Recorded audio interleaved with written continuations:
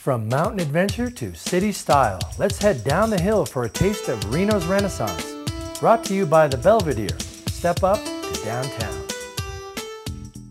We ventured just north of town and met an entrepreneur with a big heart, a bigger smile, and a great story to tell. When I was a kid, at age 1.5, my parents noticed that I had lazy eye, and the doctor, that's what he diagnosed it, lazy eye. Well, my grandparents kept coming over once in a while and noticed that the lazy eye was getting worse, and the doctor was saying it was okay. Make a long story short, the next day I was in surgery. I had childhood cancer. That was kind of what really started this whole journey that I've been on. And what they told me was that the type of radiation that they used on this eye, I was now 45, 46 years later, paying for the side effect. And within 12 months, I was legally blind. You know, what does a guy do? How do you be productive? How do you pay your bills? How do you support yourself, your wife? And I start researching this coffee deal, and I'm getting sold that I can, not only could I make a living at it, I could do it blind. I decided that I'd start roasting and teach myself how to roast coffee while I still had some eyesight. I've tied Blind Dog Coffee, came up with that name in 2007, into helping an organization called Angel Kiss support families who have children with childhood cancers. Proceeds from every bean sold go to the Angel Kiss Foundation to help kids fighting cancer. One of the interesting parts about coffee is, you know, it's almost an art form. The bean, the green bean, changes colors as it goes through its roast. It'll go into a nice yellow color, it'll go into a nice cinnamon color. And being that I'm blind, I cannot see this, so I've had to rely on hearing.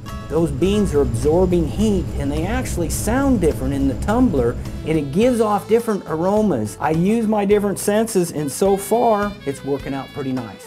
I had to start finding out what those requirements were to really create a great cup of coffee.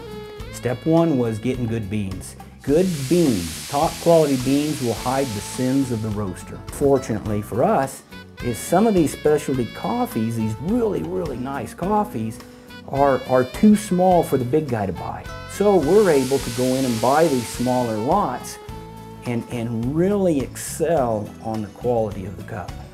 Once I determine that I have a roast that I'd like to do, then I take my green beans, I set my roaster up to the temperatures that I wish. Roasting coffee is about time, it's about temperature, it's about air. And I drop them in the hopper, and the roast takes about 15 minutes, 15 to 18 minutes depending on what you're cooking. Once the coffees come out, we cool them down as fast as we can. This is the cooling bin that I'm leaning up against. We get them into sealed up bags, 5-pound bags, as quickly as possible once I get them out of the roaster.